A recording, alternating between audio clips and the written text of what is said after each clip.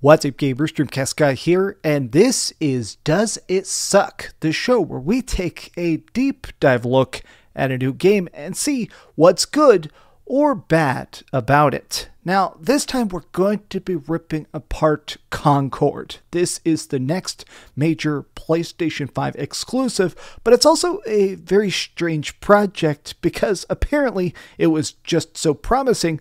Sony bought this studio the second they saw it. These people, Firewalk, it's a collection of developers that worked on stuff like Destiny and Halo and Call of Duty and even old school games like SOCOM. They've all come together to create this. And it's not necessarily bad, but the game definitely feels like it needs a lot of patches, a lot of work to truly be ready for its launch next month. But let me explain what I'm talking about. Hi, hope you're having a great day.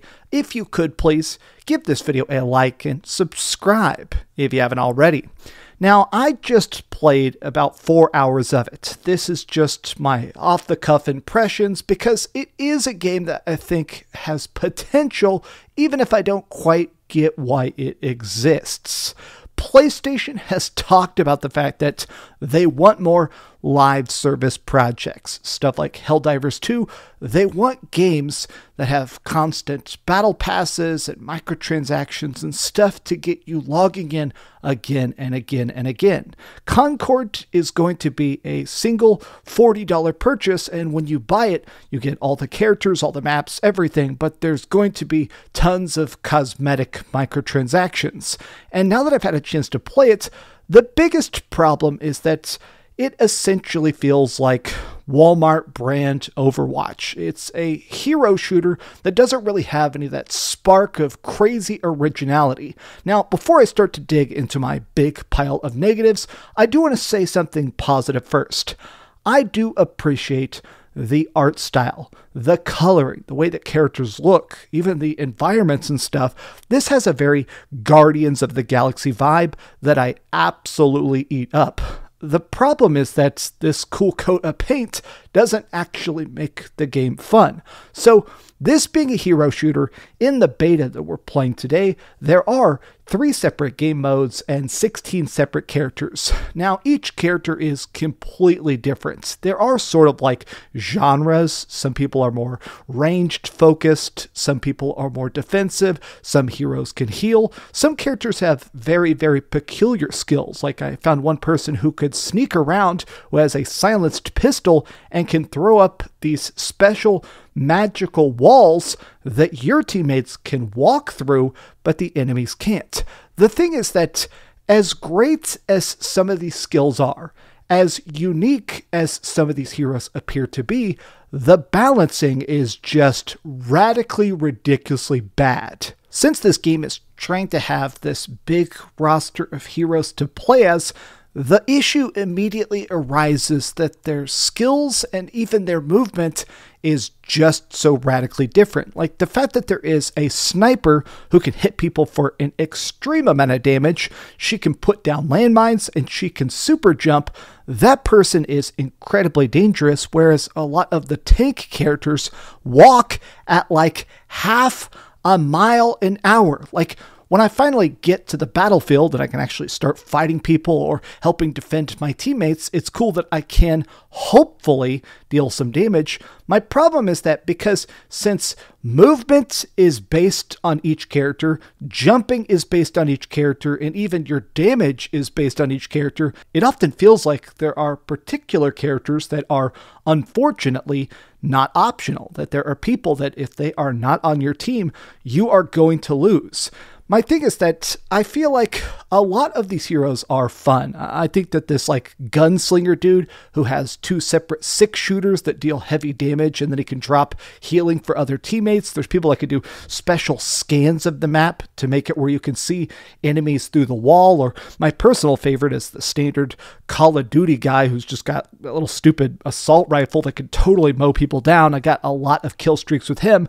The biggest problem is that when I'm trying to accomplish these objectives, certain characters are so strong they can take out multiple people by themselves. There are characters that feel like they are powered up beyond the necessary amounts. Like, it feels weird when you're playing good, when you're supporting your team, when you're moving as a unit, and a super strong character comes along and just completely wipes you out. Now, part of this is just because, honestly, it is a beta. This is early access. The game doesn't actually come out till next month, but I almost feel like the issue is with 16 separate characters, they're going to have trouble trying to tune all the knobs to make it so stuff levels up, so everything feels properly balanced. Now, I do think that it also comes down to the fact that because there are so many different styles of defensive ability, I think they tried to scale it so that damage is very, very high,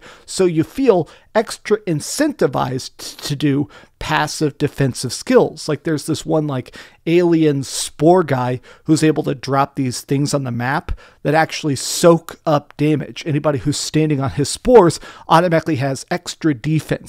Now, that's cool, but this again feels like a character that actually isn't optional. Like, you need this guy, especially if you're doing the permadeath mode. So if you're playing it, there's like casual and then there's essentially ranked. In casual mode, you can respawn, and every map, it's like, all right, you're trying to get 30 kills. First person with 30 kills wins the round, you know? But in the permadeath mode, you get 1 life per round, and a lot of times you're trying to capture a point or just kill the enemy team as efficiently as possible. And when it comes to that, I feel like you have 2 separate avenues. Everybody stack the brokenly high damage dealers, or stack the incredibly tanky defensive characters and just try and wait them out. And my problem is that, honestly, neither of these feel fun. Now, obviously, part of this is just the fact that I'm playing it by myself and I'm just doing callouts with random people online. But even when I am in voice chat communicating with some very nice, very skilled people, it never felt like, even when I'm doing like callouts and trying to properly buff and detract and distract, like, it never actually feels that thrilling. It just feels like another basic match of Overwatch, something that you can just do mindlessly without any real thrills or enjoyments. I never had like a nail-biting victory or anything like that.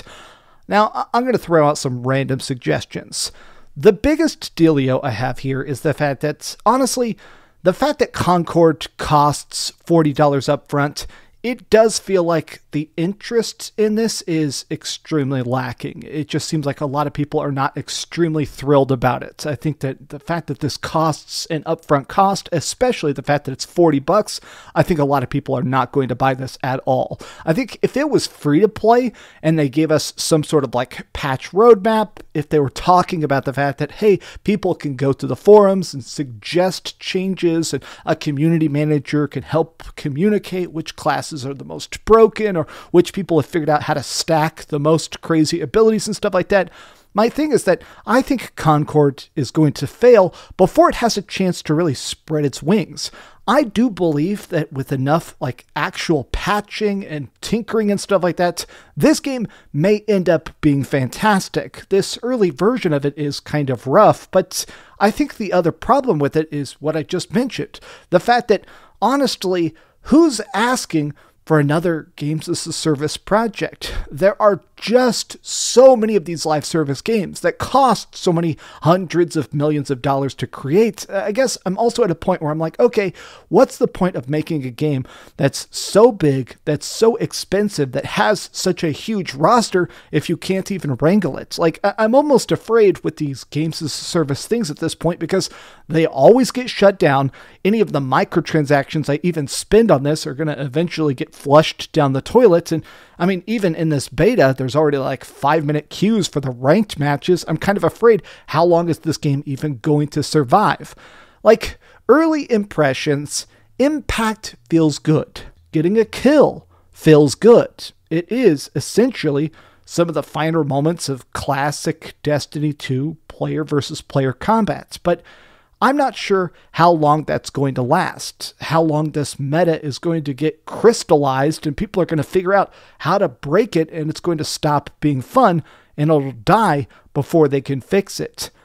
this is just kind of rambly because honestly, even after 4 hours of it, I can't imagine why anybody would buy this. Like, maybe if you're extremely invested in the idea of hero shooters and you're mad at Overwatch and you're looking for something new and you want to buy something for PS5, like maybe that extremely tiny demographic would be interested in this, but I don't think any casual fan is going to find any sort of real enjoyment with this. But these have just been some off-the-cuff thoughts. What do you guys think about this? And does it actually have fun?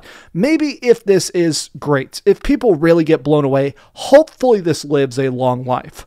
I am going to play the full release when it comes out here next month. I will do a real review then and not just like a off-the-cuff rant. But as it stands, my hype is pretty much in the pit of hell. Tell me your thoughts, though, in the comments down below. And please, if you could, give this video a like. Let's see if we can get this to 2,000 likes. I don't know. Thank you for watching. Please give this video a like and subscribe if you haven't already. And please keep dreaming. I had to refilm this like 10 times because honestly, I'm kind of trying to scramble. The game is so generic. I kind of am scraping together things to say because at this point it's like, yeah, there's a rocket launcher lady and a dude who punches people and oh yay, you're just like, at least give me some like capture the flag or something. Come on. Thanks so much for watching that video. If you want to see something else, you can always click this link to see what I put up last or, you know, subscribe and see what's coming up next. Also, I promise that whatever I do, it'll try not to suck.